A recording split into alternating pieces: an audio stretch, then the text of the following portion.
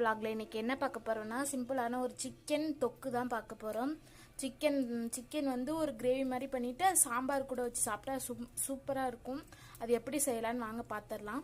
First அடுப்பை பற்ற வச்சு ஆன் பண்ணிக்காங்க. அதுல எண்ணெய் ஊத்திக்காங்க. தேவையான அளவு எண்ணெய் ஊத்திக்காங்க.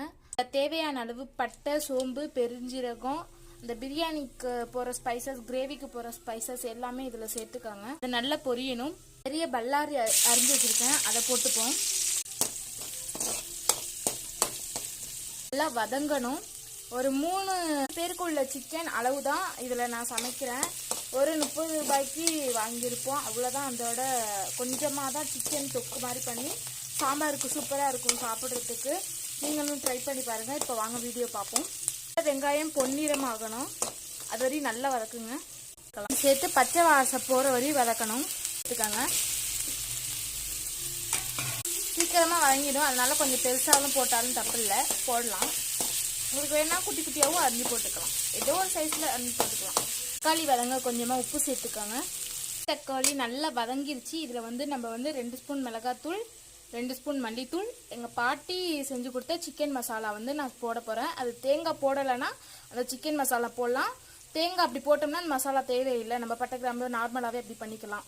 இப்போ வந்து நான் போடுறேன் மிளகாத்தூள், மல்லித்தூள், சிக்கன் மசாலா பாட்டி செஞ்சு கொடுத்தது போடுறேன் பாருங்கள். மிளகாத்தூள் 2 ஸ்பூன், மல்லித்தூள் 1.5 ஸ்பூன், பாட்டி செஞ்சு கொடுத்த சிக்கன் மசாலா வந்து 3 ஸ்பூன் போட்டிருக்கேன். தேங்காய் போடலான்னா இந்த சிக்கன் மசாலா போட்டுருக்காங்க, செம்ம டேஸ்ட்டாக இருக்கும். இப்போ வந்து இதை வந்து எண்ணெயிலே கொஞ்சம் நேரம் வதக்க விட்டுட்டு நம்ம அதுக்கப்புறம் அலசி வச்சிருக்க கறியை இதில் போட்டு சேர்த்துப்போம்.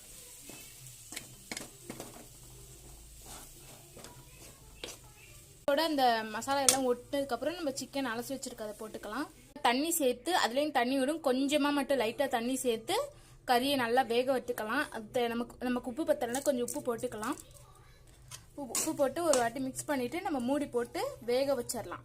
இதோட தேவைன்னா உங்களுக்கு வந்து உருளைக்கிழங்கு வெட்டி கூட நீங்கள் இதோட சேர்த்துக்கலாம், சூப்பராக இருக்கும். உருளைக்கிழங்கும் இந்த இதுக்கு பரட்டல் மாதிரி பண்ணி இன்னைக்கு எங்கள் வீட்டில் வந்து பரட்டல் மாதிரி பண்ணி இது ஒரு சிக்கன் தொக்கு மாதிரி சாம்பார் வச்சுருக்காங்க. கத்திரிக்காய், முருங்கைக்காய் போட்டு சாம்பார் வச்சுருக்காங்க. ஒயிட் ரைஸ், அவ்வளோதான். இது எங்கள் வீட்டோட சாப்பாடு. இப்போ சிக்கன் கிரேவி வந்து எப்படி இருக்குன்னு நான் வந்து வெந்ததுக்கப்புறம் காமிக்கிறேன் உங்களுக்கு, என்ன பிரிஞ்சதுக்கப்புறம் பாருங்கள். அந்த சிக்கன் வேணும்னு இங்கே வந்து ஒருத்தங்க காலை உரசிக்கிட்டே உட்காந்துருக்காங்க. அந்த சிக்கன் குழம்பு செஞ்சுட்டு அதுக்கு சிக்கன் வேணும்னு கத்திக்கிட்டு உட்காந்துருக்காங்க. ரொம்ப பாருங்கள், நல்லா திக்காகி கறியெல்லாம் வெந்து உடஞ்சி வந்துருச்சு. கறியெல்லாம் செம்மையாக இருக்குது, எண்ணெயும் பிரிஞ்சு வந்துருச்சு. எங்களுக்கு இந்த கண்டன்சியே போதும். கொஞ்சமாக நாங்கள் சாதம் போட்டு சாப்பிட்டுப்போம், அதனால இதில் இப்படியே இறக்கிறேன்.